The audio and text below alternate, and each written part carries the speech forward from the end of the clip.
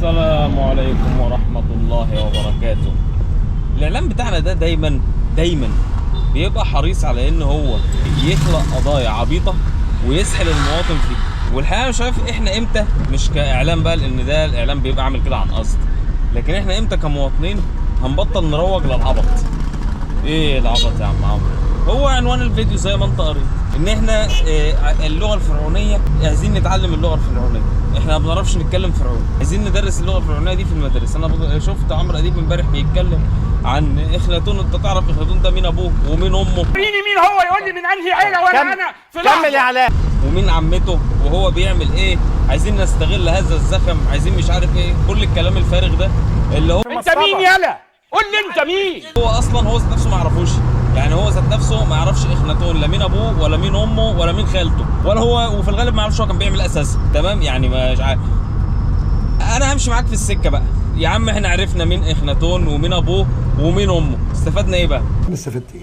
انا استفدت ايه؟ العيل اللي انت هتضيع وقته وفلوسه هو واسرته في الكلام الفارغ ده، استفاد ايه بقى؟ ان انت تتعلم لغه بائده ما عادش حد بيتكلمها، ماشي؟ ايه بقى العائد علينا يعني؟ ولا اي حاجه.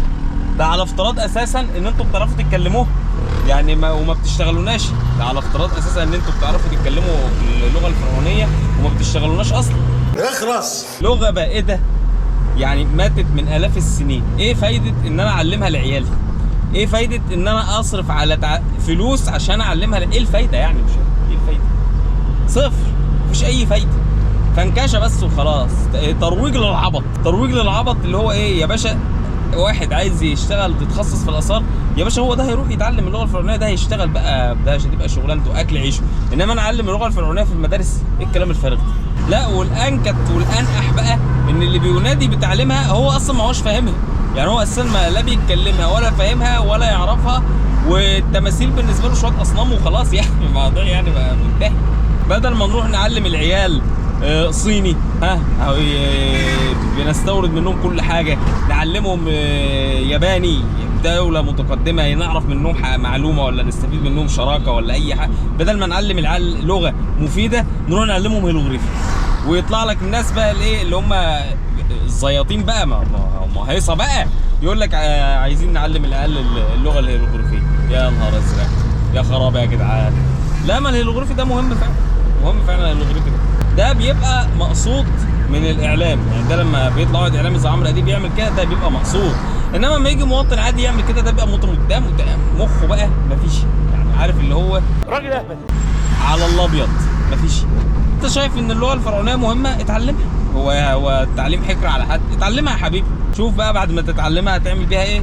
يمكن بتدور على اثار تحت بيتكم ولا حاجه وعايز تترجم الرموز والطلاسم اللي على البتاع ولسه. A few moments later. اضافه بس صغيره للفيديو بتاع الصبح، علشان وانا بره الاخبار لقيت واحد رفع الاذان من المتحف المصري الكبير فاتقبض عليه. وبصرف النظر عن ان هو ده مش مكان رفع اذان ومفروض ان في، يعني بصرف النظر عن الموضوع ده، بس انا قلت ان انا لازم اضيف نقطه مهمه جدا لحسن حد يفتكر ان انا بتريق على الاثار. انا ما بتريقش، انا بتكلم بس في الجدوى الاقتصاديه والجدوى من ان احنا نضيع وقت وفلوس ومجهود في تعلم لغه بقيتها ما عادش حد بيتكلمها ولغه مش مهمه. ده اللي انا بتكلم فيه. انما والله العظيم ما بتريق على الاثار، على دماغي. احلى تحيه لابو الهول، احلى تحيه لنفرتيتي، ما بتريقش عليهم. تمام، بس كان لازم اوضح الحته دي عشان انا مش حمل اي حاجه الصراحه يعني. بس كده، السلام عليكم.